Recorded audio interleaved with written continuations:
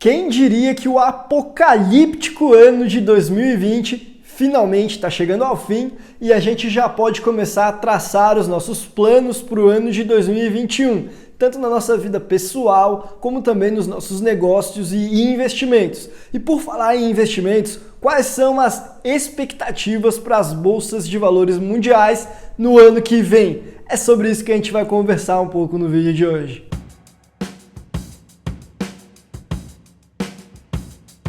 Fala pessoal, como é que vocês estão? Eu me chamo Guilherme e aqui no canal da Capital Global a gente conversa sobre investimentos, sobre empreendedorismo e sobre internacionalização. Além do que eu também trago umas estratégias para você economizar com tributação. Então se você gosta desses assuntos que são do interesse aí de quem quer ganhar dinheiro, quer alcançar a liberdade financeira, cara, se inscreve no canal, dá uma conferida nos vídeos que a gente já possui aqui, que tem muita coisa bacana, vale a pena maratonar. E não deixa, claro, de deixar um botão de gostei nesse vídeo, porque a gente vai falar sobre o ano que vem.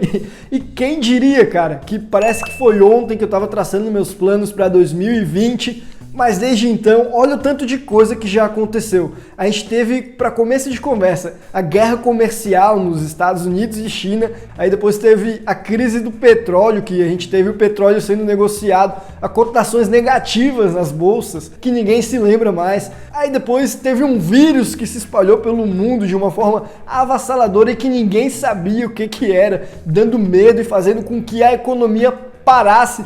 Literalmente, a gente teve o crash, a queda das bolsas mundiais. Só no Brasil, cara, foi 5 ou 6 circuit breakers. Tu abriu o home broker num dia, tava caindo 5%. No dia seguinte, menos 10%. No dia seguinte, menos 99%. Cara, parecia que não tinha fundo mais essa questão. Provavelmente você viveu isso, ou melhor, você sobreviveu a esses momentos. Esse foi um ano de fortes emoções para o investidor. Um ano de muito aprendizado também. O que a gente viu esse ano vale mais do que uma vida inteira de mercado de alta. Foi um ano que serviu para testar qual que é a sua resiliência às dificuldades no mercado de ações. Para mim, esse ano até que foi bom. Para quem me acompanha desde 2019, quando a Capital Global era apenas um blog e uma página no Instagram com menos de 1.000 seguidores, sabe que desde aquela época eu já estava com a expectativa de que a gente ia ter uma crise mesmo em 2020. Então eu me posicionei de acordo. Mas mesmo assim, cara, na prática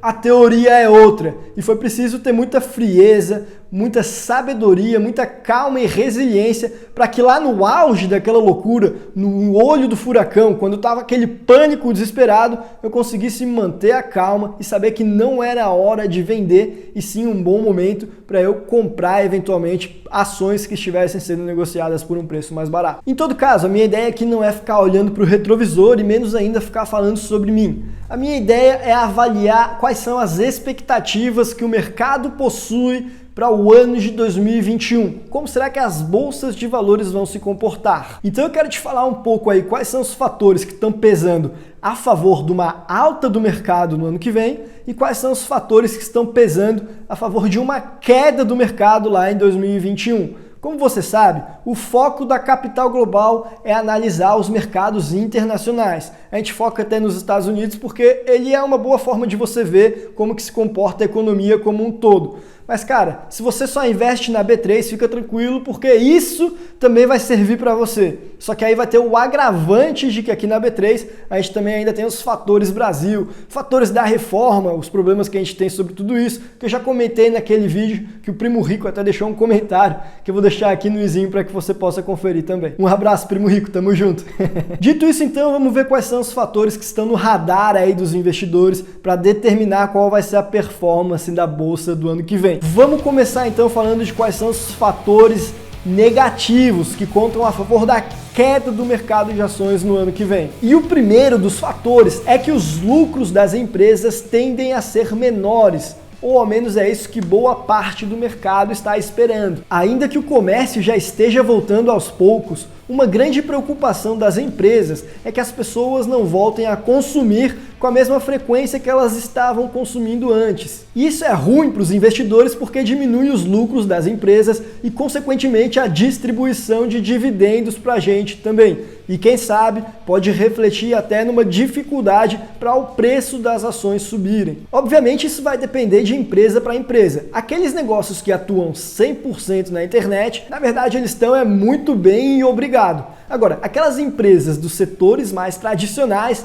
essas continuam sofrendo com a crise e provavelmente vão demorar um pouquinho para conseguir recuperar um lucro que for dentro do padrão aí esperado para esse tipo de empresa. E goste você ou não, saiba que é bem normal, quando acontece isso das pessoas consumirem menos, o governo, os bancos centrais, eles botarem os juros lá embaixo, que é para estimular as pessoas a consumirem mais. Só que nesse caso, os governantes, os bancos centrais, eles meio que já estão sem munição, porque os juros em muitos países já estão até negativos, então não tem mais muito como fazer isso para estimular as pessoas a consumirem não.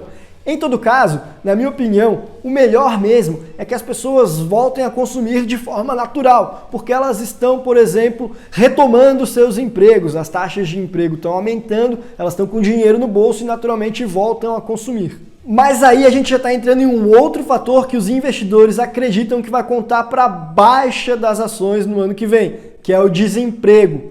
Aqui no Brasil, conforme os dados divulgados no dia 1º de dezembro pelo IBGE, o desemprego bateu um novo recorde em outubro.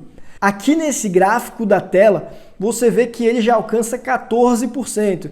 E embora a curva esteja cada vez menos acentuada, esse número ainda é crescente. Lá nos Estados Unidos, por sua vez, o número de pessoas desempregadas chega a 7% da população, o que pode parecer baixo para termos de Brasil, mas lembre-se que a gente está falando da maior economia do mundo, então isso é um valor bastante expressivo. Esse número está caindo, mas ainda assusta. São 11 milhões de americanos que estão desempregados, são 11 milhões de vagas que não existem mais. E de todas essas, a mídia americana tem falado que 4 milhões não vão voltar a existir tão cedo, considerando aí a mudança da economia nesses tempos de novo normal, nesses tempos de home office. E o quarto fator que pesa contra o mercado de ações ano que vem, que pesa para a gente ter uma baixa, é o risco da gente ter uma segunda onda do vírus. Ou melhor, o vírus em si, ele é muito mais um risco de saúde pública do que um risco de economia propriamente. Mas, aos olhos da economia, o real risco, na verdade, é da gente ter um segundo lockdown, porque isso aí vai impactar em muito o resultado das empresas, vai agravar ainda mais o problema do desemprego, que a gente acabou de falar, e provavelmente vai agravar a dificuldade para as empresas oferirem lucros mais altos. Agora, como que isso vai refletir no mercado de ações, aí não dá para saber. O meu palpite é que vai ter alguns dias aí de maior pânico por causa do risco de fechar tudo, que vão fazer com que as ações caiam fortemente. Mas o fato é que uma piora na economia nem sempre é acompanhada de uma piora no desempenho das ações nas bolsas de valores. Aliás, esse é o quinto fator que pesa contra a bolsa no ano que vem, que pesa a favor da queda, que é o fato de que houve um descolamento do que está acontecendo no mercado e do que está acontecendo nas bolsas. Nesses últimos meses, a gente viu os fundamentos das empresas piorarem, mas ao mesmo tempo a gente viu os preços das ações subindo, rompendo o topo histórico, o que mostra que existe esse descolamento e o que aumenta o risco de eventualmente, hora ou outra, a gente ter uma correção muito mais forte. Eu sei que o mercado de ações ele é movido por expectativas, ele reflete o que as pessoas esperam da economia amanhã e não o que está acontecendo na economia hoje. Mas cara, já pensou se as pessoas estiverem super otimistas com a economia de amanhã e isso não se concretizar? Como a gente está com uma discrepância tão grande entre preço e fundamentos, isso significa que é a mesma coisa que está fazendo slackline da cobertura de um prédio para a cobertura de outro, ao invés de estar fazendo slackline a apenas 1 metro do chão.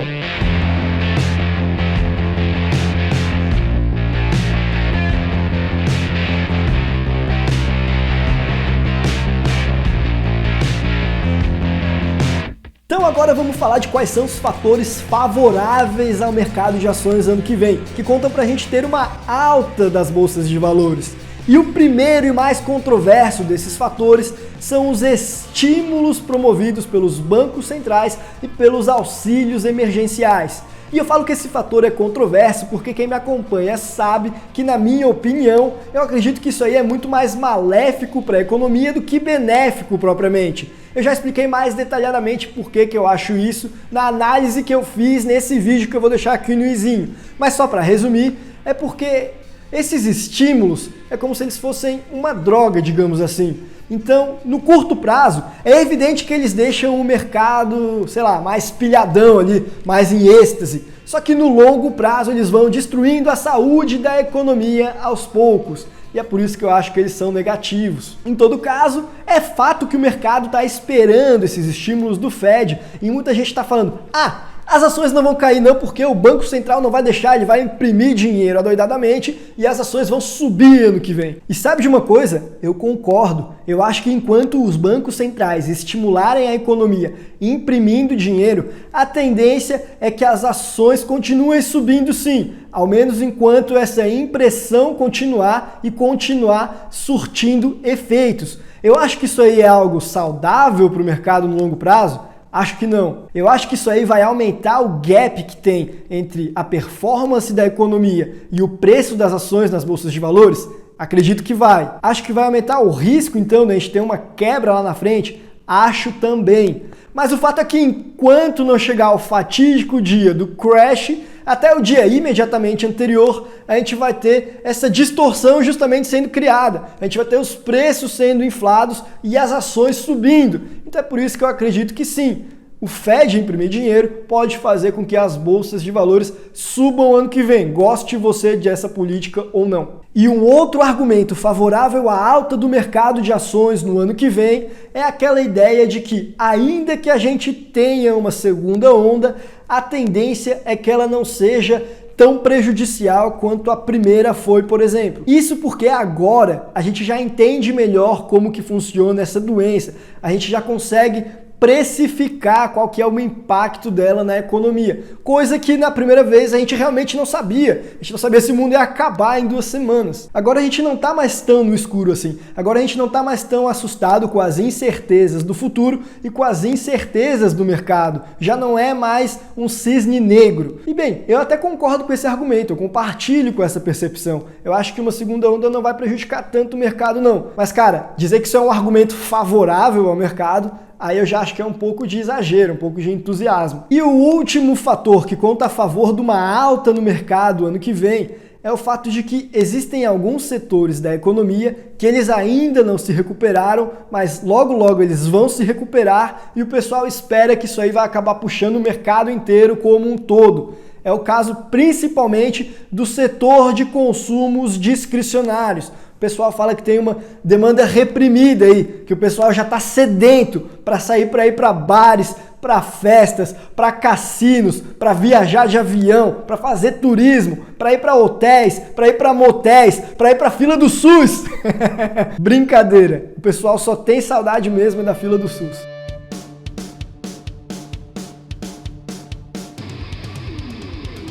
Então, como é que eu vou me posicionar diante desses prós e contras que a gente acabou de ver? Qual que é a minha expectativa pessoal para o mercado de ações no ano de 2021?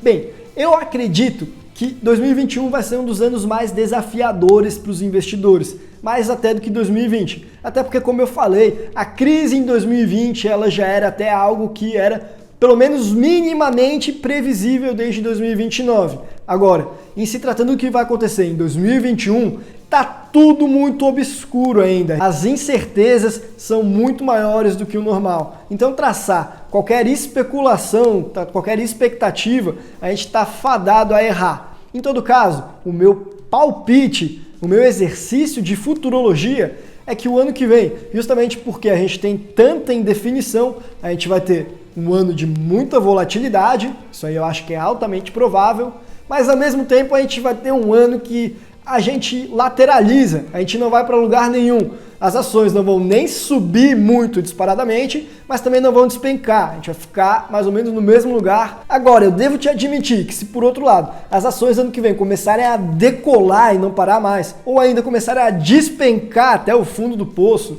eu também não vou me surpreender, porque como eu falei, está muito obscuro o cenário, eu acho que ambos os cenários também são possíveis. Isso, claro, em termos de bolsas de valores no geral, as bolsas internacionais.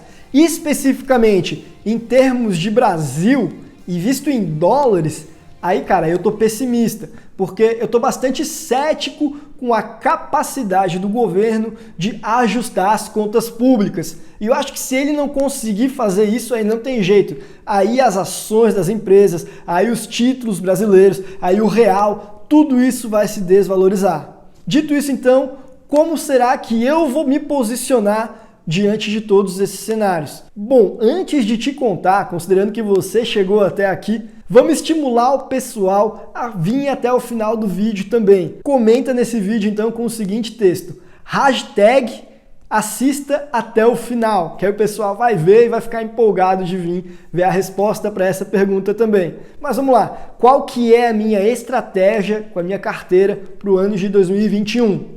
É a mesma estratégia de sempre. Eu vou deixar a minha exposição das ações da forma mais global possível. Eu vou limitar a minha exposição a mercados emergentes a 30% de todo o meu portfólio de ações, naquela lógica que eu já ensinei naquele vídeo, como construir uma carteira global. E mais, indo além do mercado de ações, eu também vou me posicionar em alguns ativos de proteção, tal qual o ouro e o dólar. E na minha perspectiva, o Bitcoin também está nesse grupo também. Mas isso é controverso, nem todo mundo concorda. E ainda, eu vou manter uma parte muito considerável do total do meu patrimônio totalmente líquida, algo em torno de 40%. Mas não líquida em reais, em dólares. Eu vou ter esse caixa como uma reserva de oportunidade, sem pressa para comprar ações. Se aparecer algo, eu compro. Se não aparecer, no mínimo isso aí está me servindo como uma proteção à desvalorização do real. Mas e você? Me conta aí nos comentários o que você está esperando para o mercado no ano de 2021. Você acha que vai decolar ou que vai colapsar? E me conta também como que você está montando a sua carteira, como que estão as suas posições, como que está o teu patrimônio. Você já está construindo o seu capital de forma global? Por esse vídeo, então, a gente fica por aqui. Um abraço e até a próxima.